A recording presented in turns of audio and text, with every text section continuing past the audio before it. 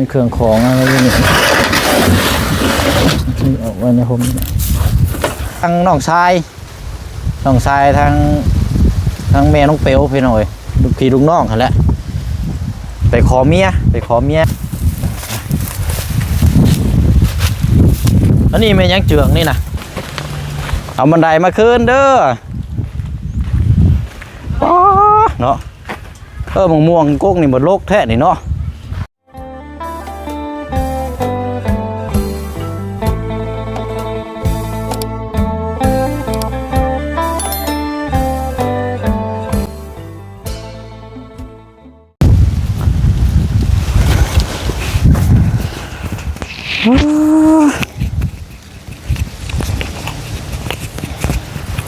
ก่อนมันพี่น้อยอันนี้ก็เข้าแต่ว่าผมมีอันนี้ใส่ซับน้ำประปากันโบราณอีกเลยพี่น้อยโอ้แต่ว่ามีเครื่องของอะไรอย่างนี้เอาไว้ในผมทำความสะอาดอันนี้ต้นข่าน้ำพดชนิดแตกมานี่ซ้ำสิกินนี่พี่น้อยเนาะ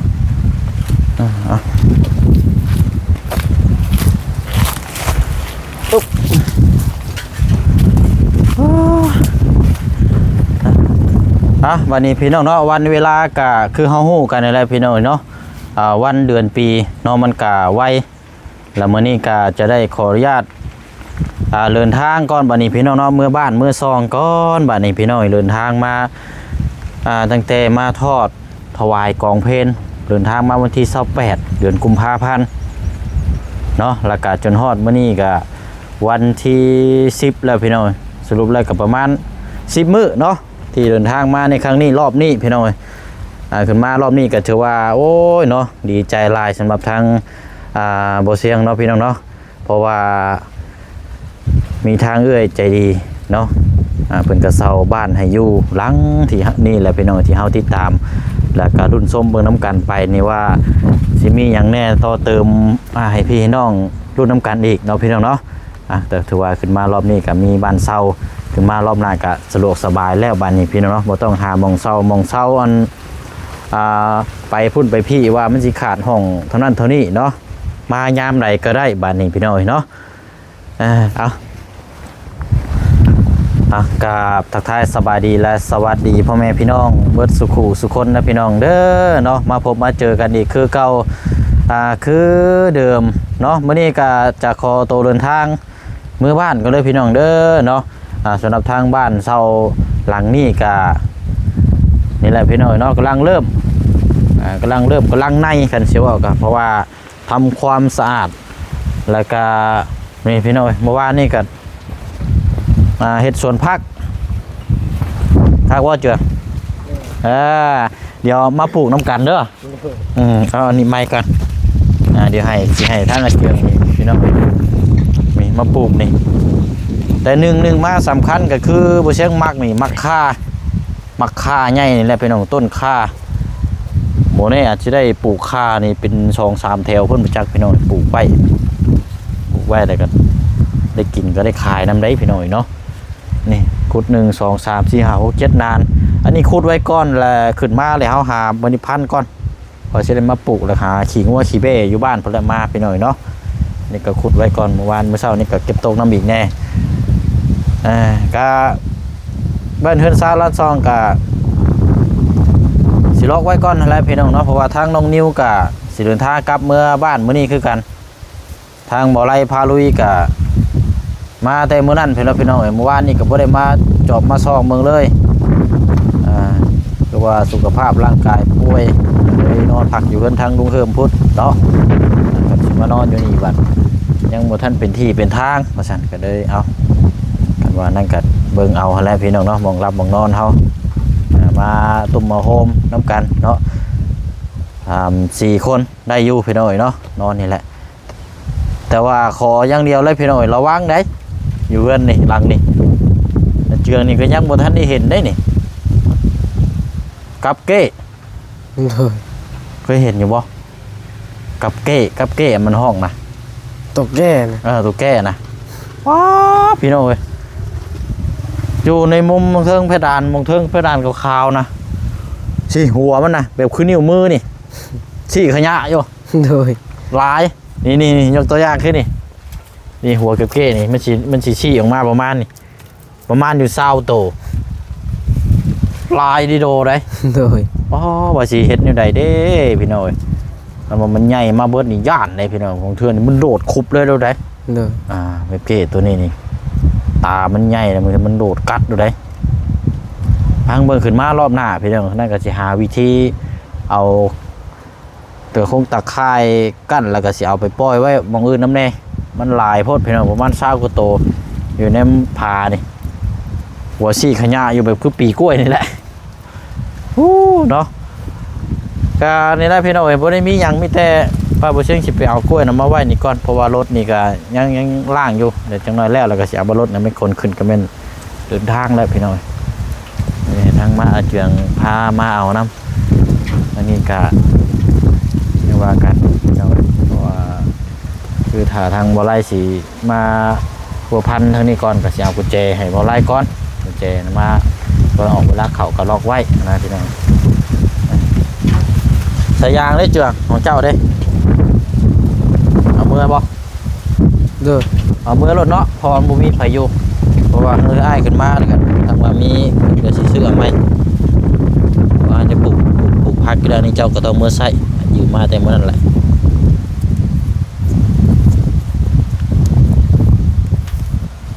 จักแม่นแหละอันนี้ก็อ้ายซื้อให้ลืมเลยจำได้อยู่บ่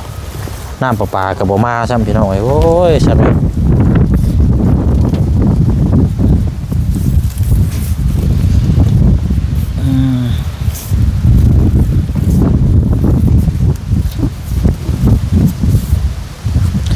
บ้านก่อนพี่น้องเนาะ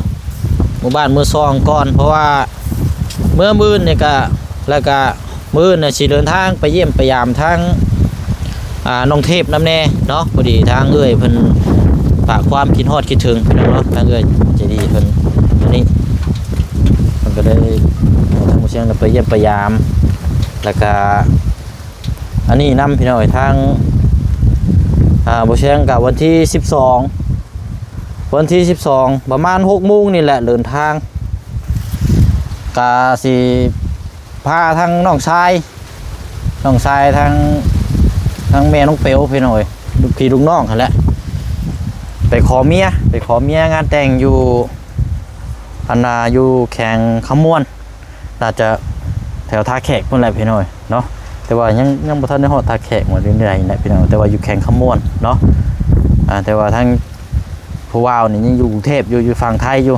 แต่ฝากเงินมาได้ให้แม่ไปสู่ขอเนาะอาจจะได้เดินทางไปคนเดียวแล้วพี่น้องเพราะว่าปัญหารถเนาะพอทางบอดี้ก็แบบปกติทางครอบครัวก็สิได้ไปน้ำอยู่พี่น้องแต่ว่าในตอนนี้ก็คือเฮาติดตามน้ำกันเนาะทางบอดี้ทางบนเตียงเนาะพี่น้องเนาะทางแม่ก็ยังอาการเนาะติดตามอาการอยู่ตอนนี้ก็เนาะก็เอาพี่น้องเนาะก็ให้หายไปไวเด้อเนาะทางตู้แม่เนาะทางเขา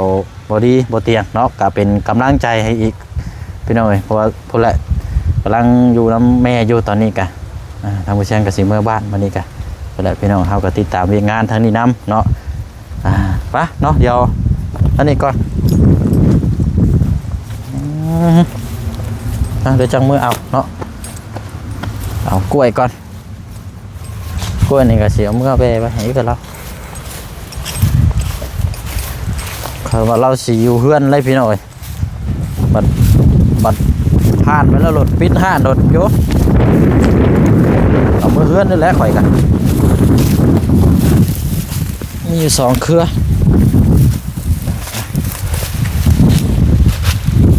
อันนี้แม่ยังเจืองนี่นะหัวยังนี่เจ้าว่านี่แม่บ่ได้น้ำตีเจ้าน่ะหวานบ่จักหัวใหญ่ขนาดเลยจะซีเมนอย่างได้นี่จะพอเป็นปลูกไว้พี่น้อง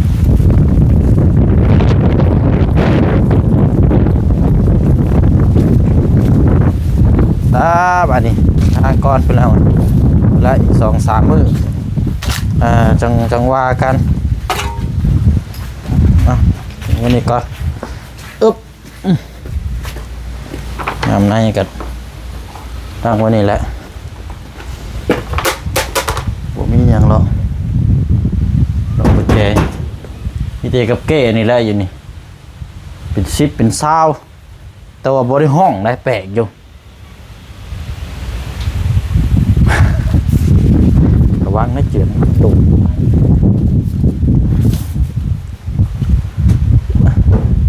นี่วันนี้ก่อนมันพี่น้อย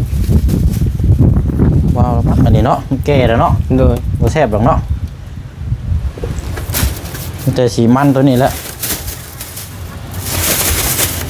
อยู่2-3 ถุง4-5 ถุง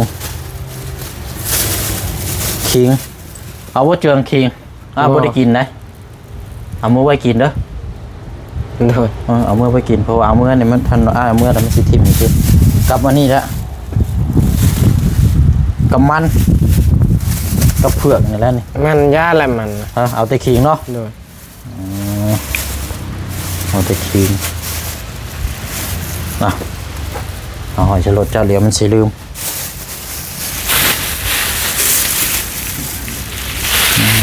มี2 ถุง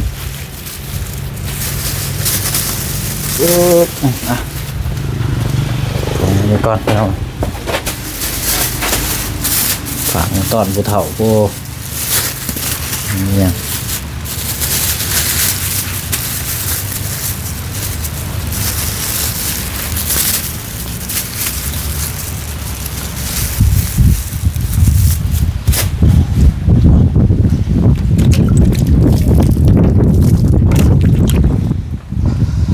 นี่ใช่ไหมแล้วเสือผ่าก็อยู่ในพี่น้องในตะกร้ามันมารถมากกับแม่นจมขึ้นเลยทางอันนี้ก็มาขึ้นมารอบหน้าพอแล้วนี่พี่น้องไปเล่นกันปื้งเดี๋ยวสิหาไม้มาปิดกันอยู่เพราะว่าเครือเฮาเฮ็ดได้อยู่ในกินไว้แล้วยันหมูหมาเข้าแล้วมันเบิดได้เนาะ ยังอยู่มาอยู่เหือน ไม่แป้นบ่ โดย 2 แผ่นพอดีนี่ โดย 2 แผ่นมาปิดกั้นนี่ก็แม่นได้นี่เทิงนี่ก็สิบ่โหลดปานนั้นหนักมากเนาะ โดย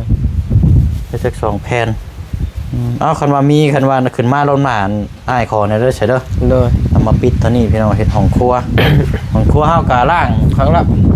แต่ว่าเนี่ยอยู่ในกินของครัวอยู่นั่นแหละเนาะแล้วไปเช่นก็จะไปบอกทางอันนี้ก่อนพี่น้องแต่ว่าบัดออกเมื่อพุ่นแหละ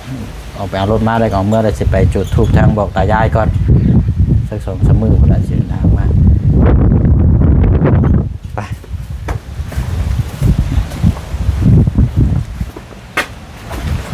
ก่อนพี่น้องเอาไว้อันนี้พุ่นละ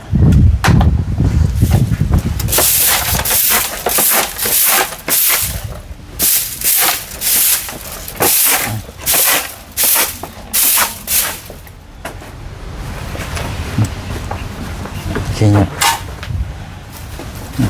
ตั้งไว้นี่ก่อนมาพุ่นละ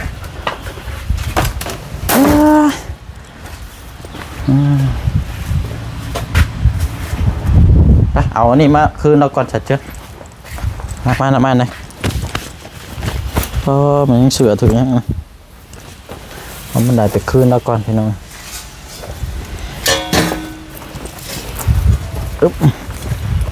ยืมเนาะ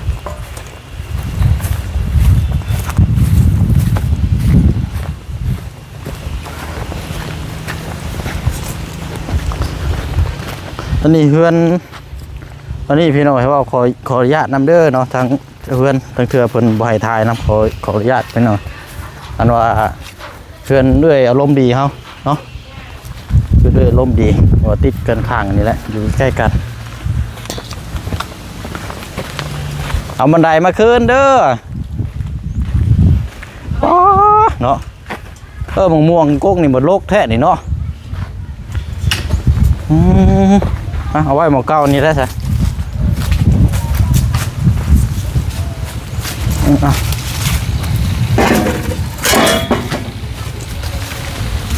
โอ้ตุ่มน้อยสิคักได้เนาะเจืองเนาะ โดย เป็นนางเล่นพี่น้อย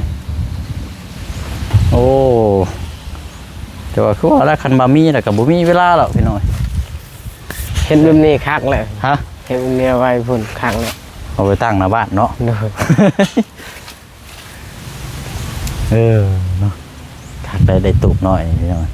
เห็นง่ายกว่านี้อีก ง่ายกว่านี้นิดนึงเนาะ โดย ประมาณนั้นบ่ประมาณนั้นบ่ แม่นประมาณนั้น นี่หานไว้ก่อนจ้ะหาได้ประมาณน่ะเนาะ โดย ไว้ห่มม่วงเนาะอยู่ใจนั่นแหละพี่น้องไม่มีหยังหรอกมีแต่เอามีมาคืนเราแล้วก็ขึ้นมารอบหน้าพอแล้วเดี๋ยวสิซื้อเตียงขึ้นมาเนาะเตียงมีอยู่จะ2หรือว่า3มันเนาะทางหลวงตาฝากเงินมาให้ซื้อเตียงพี่น้องทั้ง3มันเนาะแต่ว่าหากมาไล่เบิ่งนี่ผมใส่อยู่ประมาณ2ตัวนี่แหละพี่น้อยเนาะเพราะว่าเอาไว้นำมงระเบียงตัวนึงแล้วก็ไว้มองกงม่วงหั่นอันนึงว่า3มันบัดแก้ขึ้นมาบัดย่ำมันบ่เบิดนะพี่น้อยอันนี้ก็เบิ่งตัวจริงนำกันอีกเทื่อนึงเนาะเดี๋ยวถามมาเจืองก่อนมาละจับก็ได้อันว่าอันสิ้นนี่มันทางนี่ไปฮอดไสอันนี้เนาะเจ้าเคยไปนะ ทางนี้ไปฮอดไม่วิทจีน ไม่วิกจีน โดย อันว่าเขาเจ้าให้ส่วนกับไปเซนนี่คือกันบ่ โดย โอ้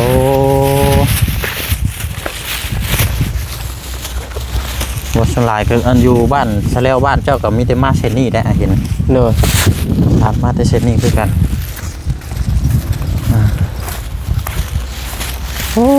เนาะพี่น้อยเบิ่งเด้อไปเบิ่งอันนี้ก่อนเด้อ โดย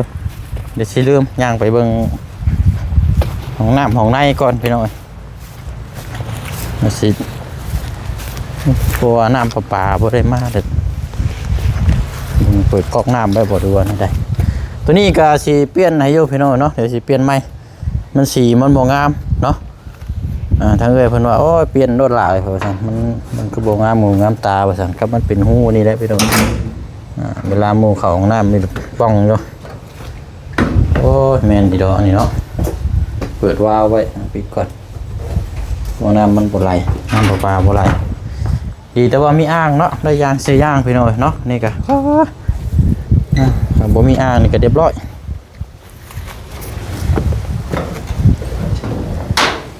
ตัวนี้โอเคเอานี่เราสิหาเนี่ยเอามานี่ก่อนจังหน่อยพี่น้องเดี๋ยวมันสิบาทมือสิหาเนี่ยมาติดก่อน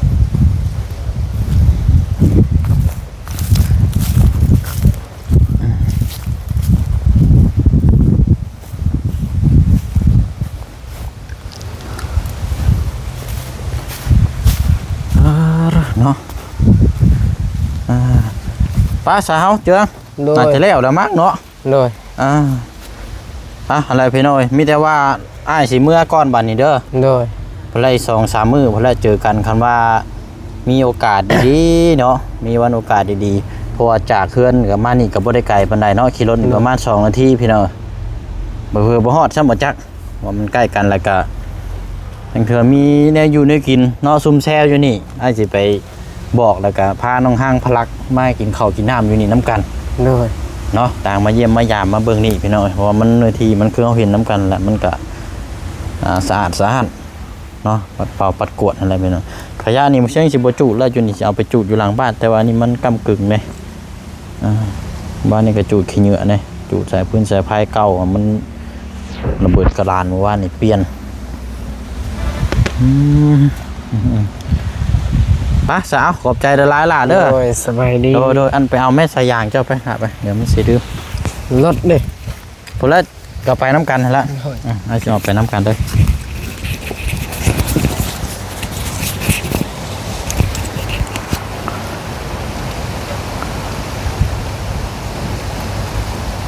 ออกแล้วว่าน้ำออกคักจะว่า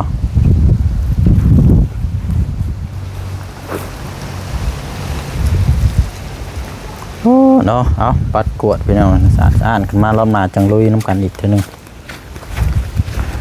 ใช้ทางหน้าได้ป่ จิโจ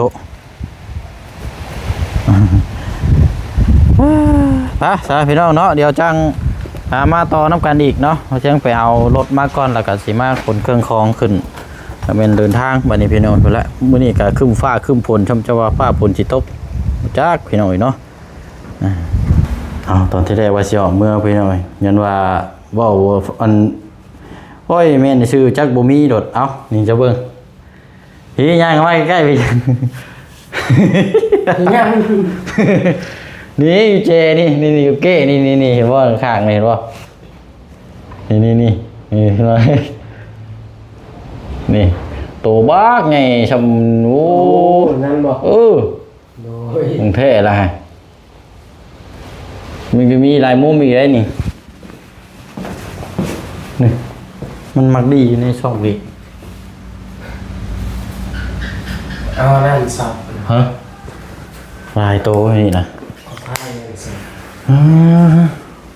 เอาเราไปน้องมารอบหน้าพอได้คำมันลาแล้วเข้ากระชิจับออกไปปล่อยหมองไม้น้ำแน่ปลั๊กไฟนี่พี่น้องไปเปลี่ยนเมื่อวานนี่ตัวนี้นี่ซื้อมาใหม่นี่จะซื้อมาใหม่ว่าเชียงซื้อมาใหม่ระบบเปลี่ยนกับอะไรพี่น้องเขาจะได้อยู่นานอยู่นะพี่น้องเพราะว่าตัวเก่ามันสายมันเก่ามันแตกแล้วมันระเบิดพอนกลุ่มเมื่อวานนี่จุกในเลยค่อยจะบอกเป็นอย่างนอกเลยซื้อตัวนี้มาตัดมาใส่ในพี่น้องค่าแน่บาทนี่เนาะ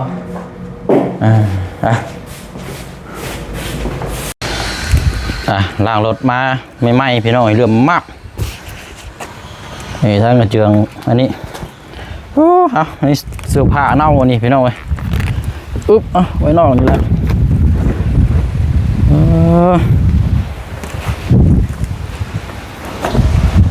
อันนี้พัดลมอารมณ์ดีพี่น้องยังมีอันนี้ยืมของแล้วเอาไปคืนแล้วก่อน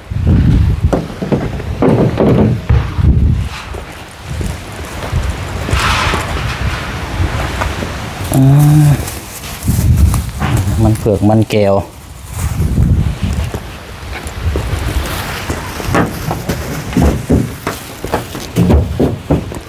ฝนสิตกได้นี่เนาะไว้ในดีกว่า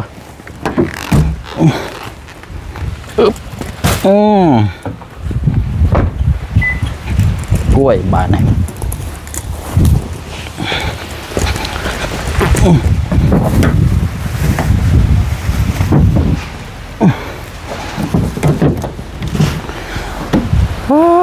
เนาะไปสวัสดีพี่น้องเนาะลาพี่ละน้องก่อนเด้อวันนี้พี่น้องเนาะเดี๋ยวเดินทางก่อนวันนี้พี่น้องจักอันนี้แหละเพราะว่าสีแบะเบิ้งซื้อเครื่องของน้ำเดินทางน้ำแน่มื่อนี้กันว่าสิมียังกินพี่น้องคือมาฝากมาต้อนก่อนคนอยู่บ้านเนาะทางวัดเชียงก็ได้บอกกล่าวทางตายายแล้วพี่น้องเนาะกินนี่กับเปลี่ยนน้ำเปลี่ยนในให้ทางเพิ่นแล้วพี่น้องเนาะอีก2-3 มื้อจังสิเดินทางขึ้นมาใหม่เนาะเมืองเบียงเมืองงานอยู่ปุ่นก่อนวันนี้พี่น้อยเนาะแล้วพี่น้องเนาะจังใดก็ฝากพี่น้องรอรุ่นรอชมกดติดตามเบิ่งน้ำกันอีกเด้อพี่น้องเด้อเนาะสำหรับทางบ้านเสาเฮือนดังนี้เนาะพี่น้องเนาะทางหมู่เชียงก็จะทำหน้าที่เนาะอยู่แล้วก็อยากให้มันสะอาดสะอ้านอยู่แล้วก็อยากให้มันมีผู้ที่เพิ่นให้เศร้าก็ให้มาเยี่ยมมายามก็ให้เพิ่นภูมิใจพี่น้องเนาะเพราะว่าบางเทื่อเศร้าละมาเห็นมาหกมาเหือเนี่ยโอ้มันก็บ่คักบ่แน่ปานใดพี่น้องเนาะคนอยากให้เศร้าเพิ่นก็บ่อยากให้อันนี้คือกันได้เนาะเพราะฉะนั้นก็เอาดูแลจะทำหน้าที่นี้ให้ดีที่สุดเนาะพร้อมทางทีมงานเนาะพี่น้องเนาะเอาอะไรเนาะลาพี่น้องไปก่อนพบเจอกันอยู่บ้านเด้อพี่น้องเด้อเนาะร่ำรวยเบิดสุขุสุคนเนาะบ๊ายบายพี่น้องก่อนสิเกิดนั่นก็เติมน้ำมันอีกคือเก่าเนาะโอ้ยพี่น้องเดินทางไกลเนาะเกือบ300 กิโลพุ่นแหละพี่น้องระยะเกือบ4 ชั่วโมงเดินทางเนาะเพื่อสิฮอดบ๊ายบายเด้อพี่น้องเด้อ